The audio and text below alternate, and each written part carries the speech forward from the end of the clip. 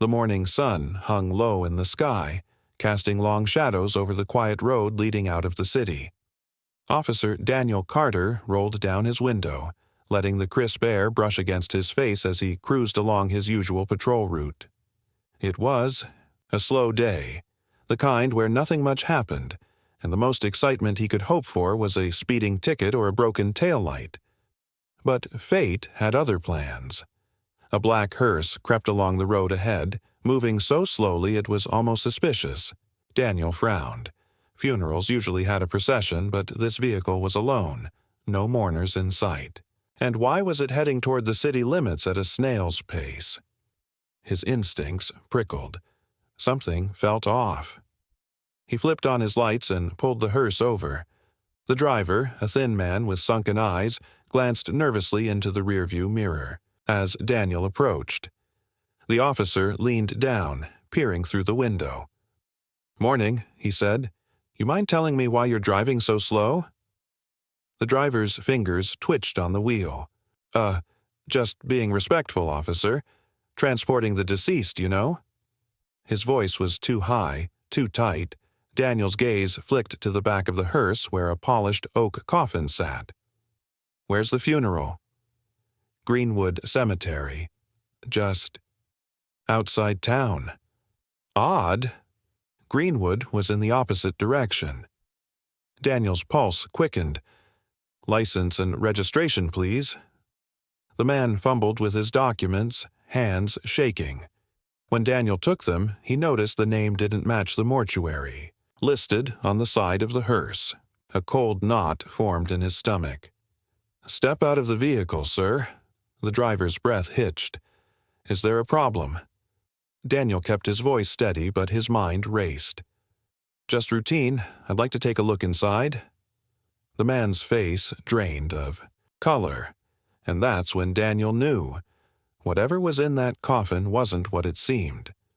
The driver hesitated, his fingers gripping the steering wheel so tightly his knuckles turned white, his eyes darting between Daniel and the coffin in the back as if calculating whether he could make a run for it.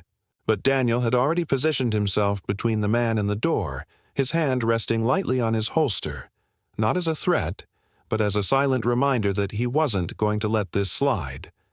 The morning air, once fresh, now felt thick.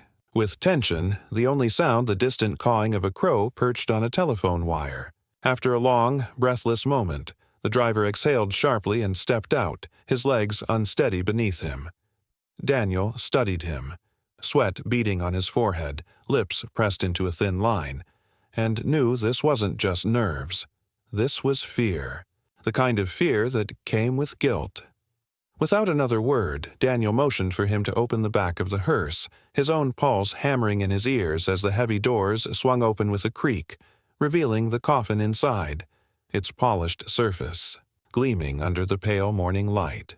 The driver's hands trembled as he fumbled with the latches, his breath coming in short, panicked bursts, and when the lid finally lifted, Daniel's stomach dropped. There, lying motionless, was a man, pale, but unmistakably alive, his chest rising and falling in slow, deliberate breaths, a thin oxygen tube running from his nose to a small concealed tank hidden beneath the satin lining. His wrists were strapped down with medical restraints, his eyelids fluttering as if he were trapped in some half-conscious nightmare. Daniel's mind reeled. This wasn't a corpse. This was someone being smuggled, someone who wasn't supposed to be seen. The driver took a step back, his voice a desperate whisper. "Please, you don't understand. If you report this, they'll kill me. They'll kill you." Daniel's grip tightened on his radio, his thumb hovering over the call button. But something in the man's terrified eyes made him pause. Who was this unconscious man? Why was he being transported like this? And who were they? The questions burned in his mind, but before he could demand answers, a glint of movement in the rearview mirror caught his attention. A black SUV, windows tinted, rolling to a stop a short distance behind them. Watching. Waiting. Daniel's blood ran cold. This wasn't just a traffic stop anymore. This was something far darker, and he was now right in the middle of it. The black SUV idled ominously in the distance, its engine a low, threatening hum that seemed to vibrate through the stillness of the morning, and Daniel knew, with a chilling certainty, that whoever was inside was connected to the man in the coffin. His training kicked in, adrenaline sharpening his focus as he swiftly weighed his options. If he radioed for backup, he'd be exposing himself to forces he didn't yet understand, and the driver's warning echoed in his mind. They'll kill you. But if he did nothing, the unconscious man, whoever he was, would vanish forever, swallowed by whatever shadowy operation this was. The driver, sensing Daniel's hesitation, grabbed his arm, his voice a desperate rasp. "You have to let us go. Right now, or none of us will make it out of here alive." Daniel's gaze flicked back to the coffin where the man's fingers twitched weakly, as if he were fighting to wake up, to speak, to plead for help. There was something hauntingly familiar about his face, something Daniel couldn't quite place, but the nagging feeling that he'd seen him before gnawed at him. The SUV's door creaked open, and a figure in a dark suit stepped out, one hand casually resting near his waistband where a weapon might be concealed. Time was running out. Daniel made his decision in a split second. Shoving the driver aside, he slammed the coffin shut and barked, "Get in the car, now, we're leaving." The driver stared at him, stunned, but Daniel was already climbing into the hearse's passenger seat, his service weapon now drawn and resting on his lap, his other hand gripping the radio. He didn't call for backup. Not yet. Instead, he hissed at the driver, "Drive, fast, and if you try anything, if you so much as look at that SUV, I swear to God you won't live to regret it." The hearse's engine roared to life, tires screeching as they peeled onto the road, the SUV immediately surging forward in pursuit. Daniel's mind raced. Who was chasing them? Why was this man, strapped down like some kind of prisoner, so important? And most terrifying of all, how deep did this go? The answers, he knew, were in the coffin, but opening it again might be the last thing he ever did. The hearse swerved violently as the driver, his knuckles white on the wheel, took a sharp turn. Onto a deserted back road, the SUV still clinging to their tail like a predator refusing to release its prey. Daniel braced himself against the dashboard, his free hand clutching the coffin as it slid dangerously toward the edge of its rails, the unconscious man inside undoubtedly being jostled by the reckless movement. Dust and gravel sprayed against the windows as they sped down the unpaved path, the hearse's suspension groaning in protest, and Daniel shot a glare at the driver. "Do you even know where you're going?" But the man's only response was a panicked shake of his head, his eyes darting between the road and the rearview mirror where the SUV's darkened windshield loomed larger with every passing second. Daniel knew they couldn't outrun them forever. They needed a plan, a weapon, an advantage. His fingers tightened around his gun, but firing at a moving vehicle was a last resort, especially when he had no idea who was inside or how many of them there were. Then, like a spark in the darkness, a memory flickered in his mind. The man in the coffin. That faint, nagging familiarity. Suddenly, it hit him. The face. The news reports. The whispers at the precinct about a high-profile whistleblower who'd gone missing days ago after agreeing to testify against a powerful syndicate of politicians and businessmen. This was him, the witness who could bring an entire corrupt empire crashing down, and they were trying to smuggle him out of the country, or worse, bury him alive where no one would ever find him. Daniel's stomach twisted. If he let them take this man, he'd be complicit in something unforgivable. But if he intervened, he was signing his own death warrant. The SUV revved its engine, pulling up alongside them, and Daniel caught a glimpse of the passenger, cold-eyed, expressionless, raising something dark and metallic in his hand. No time left. With a snarl, Daniel did the only thing he could. He kicked open the hearse's back doors, sending them swinging wildly, and the coffin, already unbalanced, lurched halfway out, its polished surface scraping against the road in a shower of sparks. The SUV swerved to avoid it, tires screeching, and for one breathless moment, Daniel thought they might crash, until it skidded to a stop and two armed men leapt out, their weapons trained directly on the hearse. Daniel didn't hesitate. He raised his own gun, his voice a raw command. "Stay back!" But the driver, in a final act of desperation, slammed on the brakes, sending Daniel crashing into the dashboard. Pain exploded across his vision. The last thing he saw before everything went black was the armed men advancing, their faces devoid of mercy, and the coffin, now lying broken in the road, its lid cracked open just enough to reveal a single, trembling hand reaching out from the darkness within. The world came back to Daniel in fragments. A throbbing ache behind his eyes, the metallic taste of blood in his mouth, the rough press of rope biting into his wrists as he struggled to make sense of his surroundings. He was slumped in the corner of a dimly lit warehouse, the air thick with the scent of damp concrete and motor oil, his head pounding with every sluggish beat of his heart. Across from him, the hearse driver sat bound and gagged, his face a mess of bruises, his eyes wide with terror as he stared at something just beyond Daniel's line of sight. Then came the voices, low, calm, dripping with the kind of authority that came from knowing no one would ever hold them accountable. "You should have kept driving," one of them said, and Daniel's blood turned to ice as the speaker stepped into view. A man in an impeccably tailored suit, his smile as sharp as a knife, his cufflinks glinting under the flickering fluorescent lights.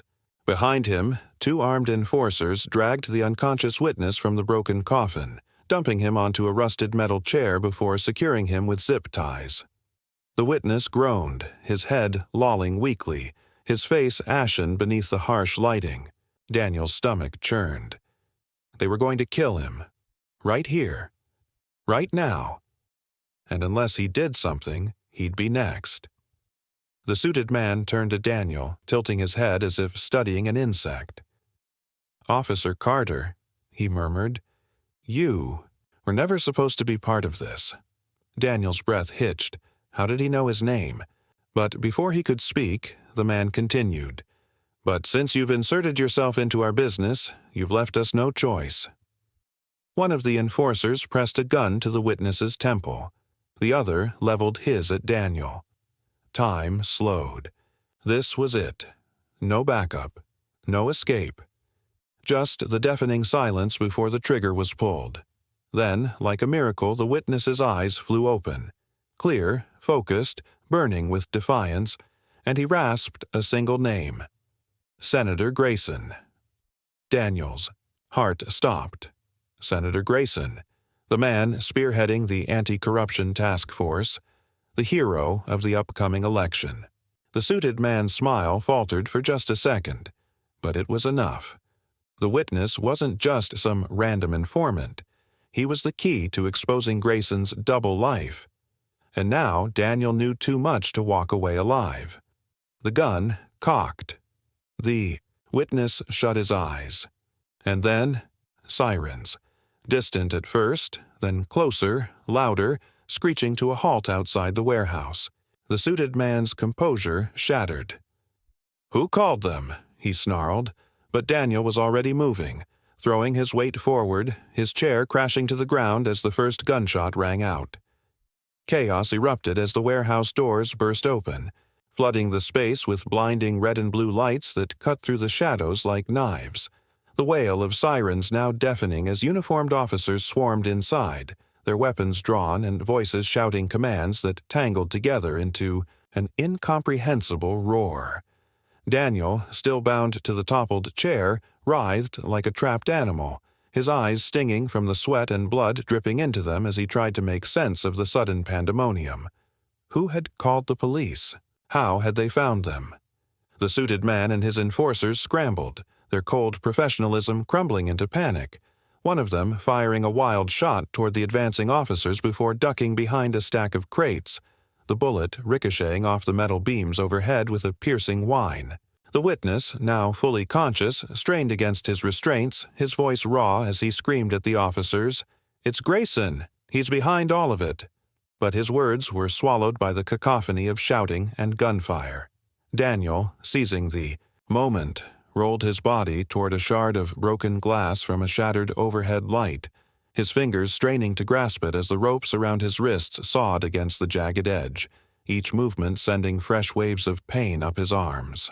A shadow loomed over him. One of the enforcers, his face twisted in rage, raising his gun to finish what he'd started. But before he could pull the trigger, a single gunshot rang out from somewhere in the chaos, and the enforcer crumpled to the ground, a dark stain spreading across his chest. Daniel didn't have time to process it. The glass finally cut through the rope, his hands flying free just as an officer reached him, yanking him to his feet and shoving him toward the exit, yelling, "Move! Now!" over the din. The last thing Daniel saw before being pushed outside was the suited man, cornered, desperate, pressing his own gun to the witness's head, his lips moving in what could only be a final threat. Then the witness did something unexpected. He smiled, and the world exploded in gunfire. The gunfire echoed like thunder in the confined space, a deafening roar that seemed to stretch time itself into an endless moment of suspended horror.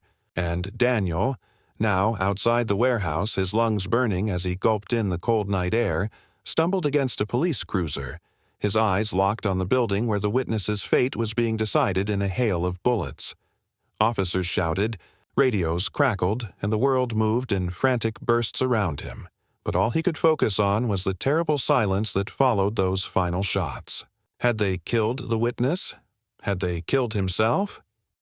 The answer came in a blur of motion as the warehouse doors flew open again, and there, carried between two paramedics, was the witness. Alive, his face pale but his chest rising and falling. In ragged breaths, his shirt soaked with blood that might or might not have been his own.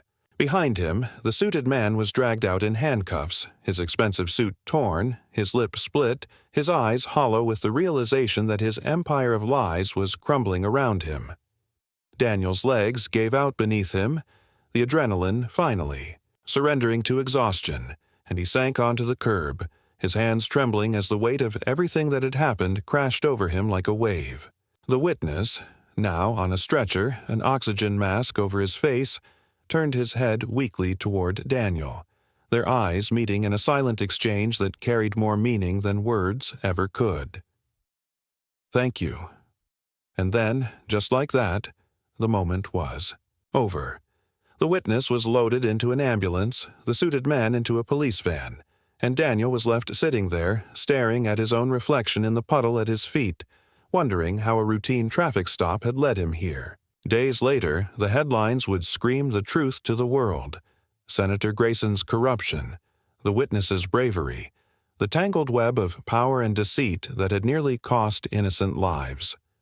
But for now, in the quiet aftermath, Daniel simply sat, listening to the distant wail of sirens fade into the night, knowing one thing for certain. He'd chosen the truth, and it had almost killed him. But it had also set him free. Subscribe and press the bell icon so that you never miss the amazing video.